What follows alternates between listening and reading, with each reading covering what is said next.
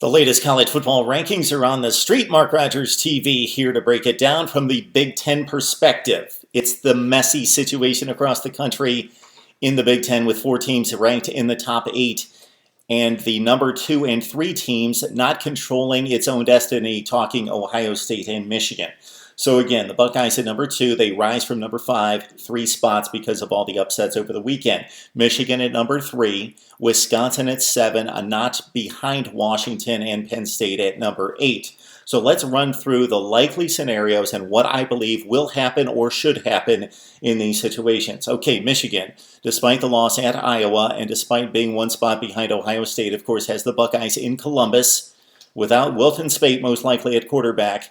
If Michigan wins out, they are in the college football playoff at number 3, having defeated a really good, strong Ohio State team and then winning a Big Ten championship. Michigan controls its own destiny from that standpoint. Okay, if Michigan loses the Big Ten championship game, I believe that they have knocked themselves out as a non-conference champion with a second loss. So Michigan does not get in if they lose to Wisconsin in the rematch against the Badgers. Okay, let's look at the Ohio State situation. Buckeyes win out. Most likely Penn State wins the next 2 games, and Penn State wins the tiebreaker, the 2-team tiebreaker against Ohio State. So the Buckeyes are left out of the Big Ten championship game. Let's say Penn State wins the Big Ten championship over a highly rated Wisconsin team. That would leave Penn State at 11-2 as the Big Ten champion. That would leave Ohio State at 11-1. And Penn State, of course, has the head-to-head win over the Buckeyes. In that situation, I don't know how the committee could opt for Ohio State. Penn State would have to go to the college football playoff as the Big Ten champion with an 11-2 record, slightly worse than Ohio State's 11-1, but winning the game head-to-head in Happy Valley. All right, other scenario is Penn State wins the last 2 games of the season, marches on to the Big Ten championship game against Wisconsin. Ohio State wins out. Penn State gets the tiebreaker. Nittany Lions lose to Wisconsin, so now Wisconsin's the Big Ten champion. 11-2, just like Penn State.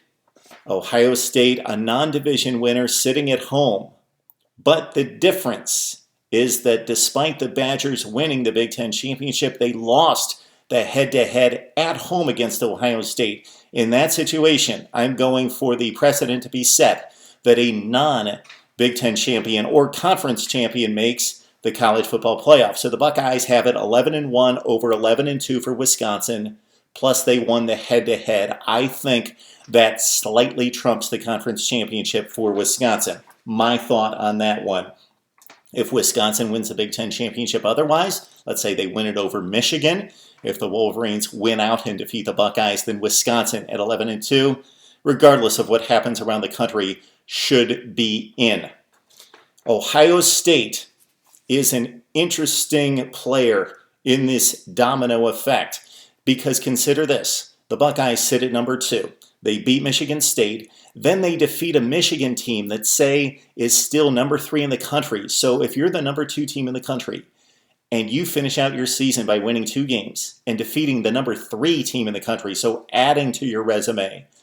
But then Penn State goes on and wins the Big Ten championship, and they've got the conference championship on their resume and a head-to-head win. I can understand and fully support Penn State going to the college football playoff, but how could the committee justify dropping the number 2 team in the country that just defeated the number 3 team in the country, dropping them 3 spots all the way to number 5. The 2 conferences that are in play for a non-conference champion to make it all the way to the college football playoff, of course, the Big Ten we just discussed, and Louisville in the ACC.